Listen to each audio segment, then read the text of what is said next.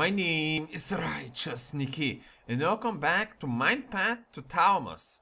This is a game I started 4 years ago and I still haven't deleted till this day from my computer because I did promise to myself I'm gonna finish it sometime, and this time is now. Now the problem is I have a lot of overheating problems with this game. That's why I stopped making it back then, and I still do. I came to this part here 8 times now. I'm really bored about it, trying to adjust the best options, and the main thing that I'm going to be doing is downgrade the kilobytes per second, so the visuals might be a bit blurry to you on some parts, but there is no other way with my problems to record this, and I do want to play the game. So before we continue, I really strongly suggest I'm gonna leave a comment in my description to my first part of this game, part 1. It is 9 minutes long, not big of a problem for you to watch, but I strongly suggest that you watch it because first you're going to understand the story so far, which is a bit crucial because this is a very story-driven game from what I'm understanding, and the second of all, you're gonna see me 4 years ago when I was a teenager, very cringy. You're gonna see young Nicky, so that's going to be pretty interesting for you. So from this part, when we arrive here, the story so far, we're the main character Nick, which is pretty strange because as referring to me in real life pretty closely, which I don't like, but we're Nick, we're in a coma currently, and we're going through our mind, and we're experiencing some memories, and our second main character is Sophia. This is our daughter, and basically we are going through our mind trying to find Sophia or something. We're getting through some memories like our house and stuff, and we're just going on this path. He listening to the main character talking, exploring the story by his dialogues, and just going with the flow and experiencing the beauty of this game. So let us continue, shall we? Pay attention, because I don't understand everything as well. Creates ripples, countless unforeseen consequences. If we could see the inner workings of this infinity, we would mimic the deer that stands still to elude its predator. We wouldn't dare make a move. I couldn't see it, so I followed the path, and that kept me alive. But it did much more than that. Introspection can be far more scarring than any wound. Oh, because the drawing of Sophia that we have been following up till now, and that is a pretty big hole here. Yep, pretty big hole. Some pretty good water effects there, to be honest. Oh, let's go to that bridge then, shall we? First, I saw myself reflected in the shallow sea, and I wept. Then fear found me deep in the bottomless belly of this world. Time unraveled in the forest. It was much later, in the world of ice, that I fought against the demons that had been passed down to me, father to son. And finally, on the heavens and at the sacred tree, the truth of my maker. For all that, solitude and sorrow were my true, faithful companions in the path of Thalamus. They consumed the beauty of this realm, making it gray and hopeless. The only thing that mattered was moving forward. Only the path remained. How would I find her otherwise? So, from what I'm trying to pick up here, our main character is alone and sad about maybe his daughter or something. He mentioned his father about stuff, but oh man, we can't really go more there. I guess there's something there. Let's go check it out. So I'm trying to pick up the story for now, but it's very slow paced, so hopefully yours and my detective skills are going to figure it out. Why I cannot see my reflection? I guess it is me in my own mind in soul or something, so we can't really see that. And this, by the way, really reminds me of the Prince of Persia mirrors. Quite a lot, by the way. Well, yeah. Oops. Let us go down. Oh, another mirror. Hello?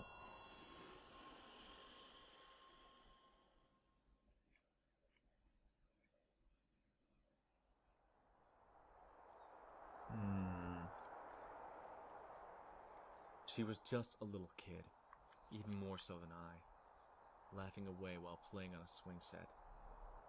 I saw it coming before she did, and I ran and ran and ran and didn't look back until I was safe, all the way up in a tree. It was all over in a split second. No dramatic exit. I can climb that. And suddenly, Okay. she was gone. You go inside. Well, it tells me just what I needed. Excellent. Excellente. Is this like, are those mirrors like portals or something? I don't know, man. Portals of my consciousness. I don't know. Of my mind. What? Oh, I cannot climb here. Is this game bugged or something? Let's try there. It's another mirror. Oh wait, look in the water reflection. There's clearly some kind of a way here. Those stairs clearly should work. Okay. Ah! And I think we need to get a better picture of this road.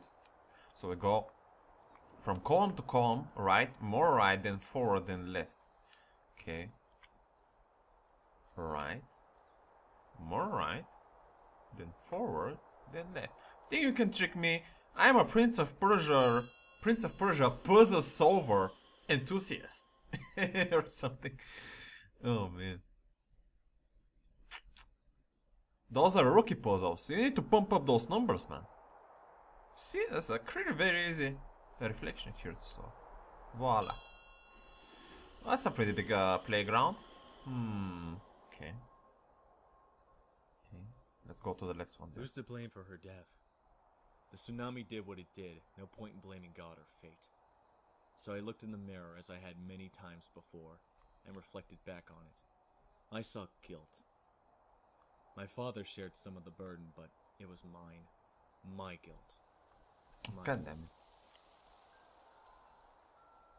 I need to come here in the middle and turn there. Okay. Well, see, he mentioned something about a tsunami, but didn't we see a tornado in the first memory? What is this about the tsunami? And what is this about his father? I don't get it that much. Okay.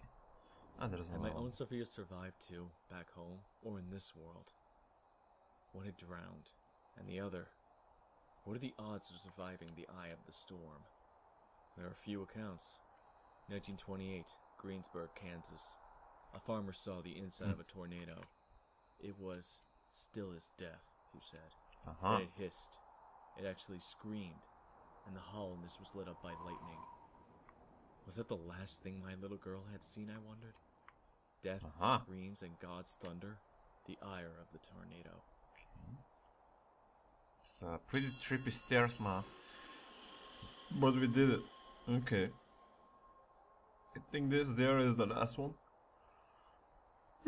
Sorry, man. I'm recording this very early in the morning. I've been trying to record this for 3 days now. But it keeps making problems to me and it's frustrating me.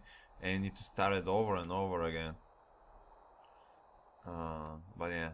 Every time I reduce the options so I can record it. And every time it punishes my computer. Hopefully, this time is gonna be fine. I think we need to go to the right there in the... yeah. Okay. Voila.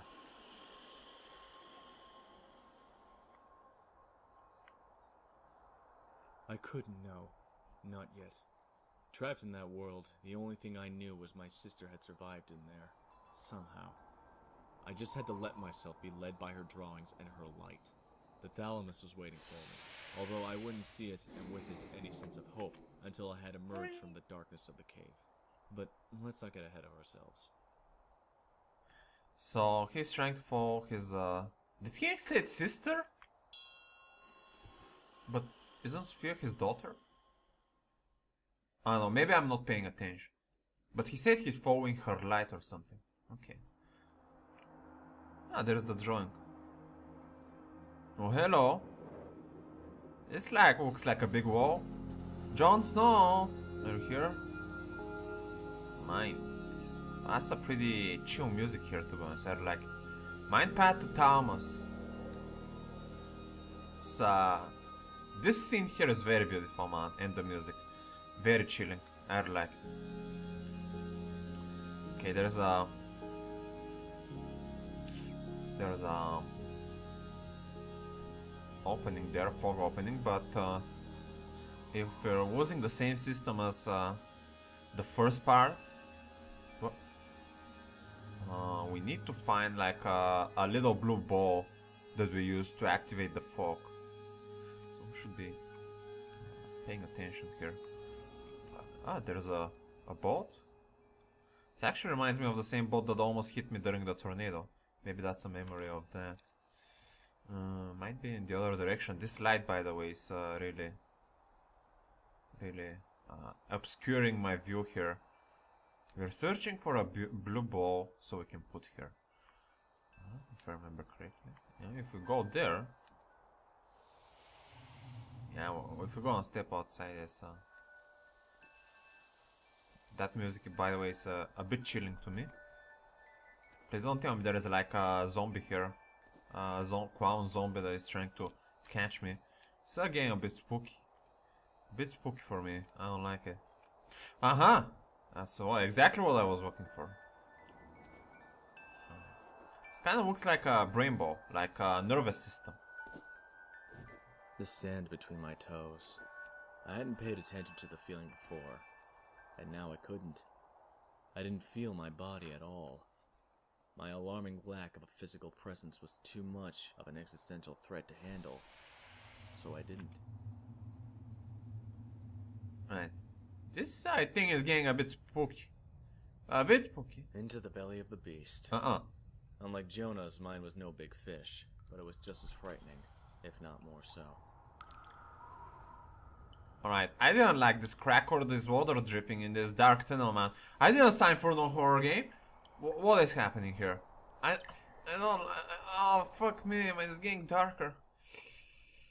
Fuck me. Oh, no.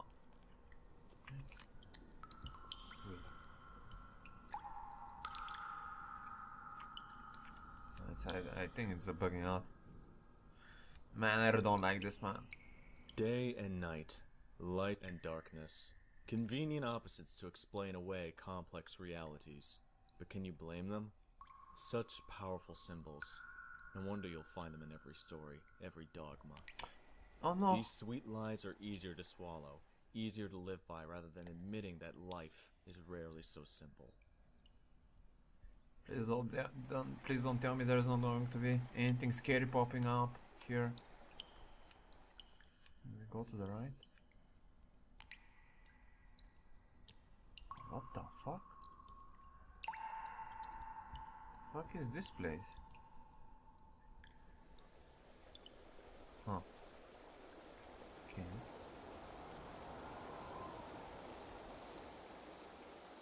Light and darkness are absolutes.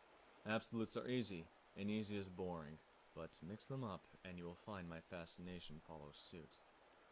It is at night that we value the sun, the light in the dark. That's what holds my attention, and that's what I yearn for in the cavern. If my hunger was not sated, not yet. I starved for light. Okay. It's pretty beautiful here. But still a bit spooky. Still a bit spooky. I think this is a good part to end here. I see a shining ball there, so I probably need to go there.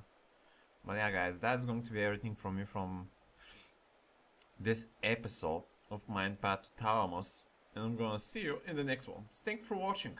And until next time, stay righteous.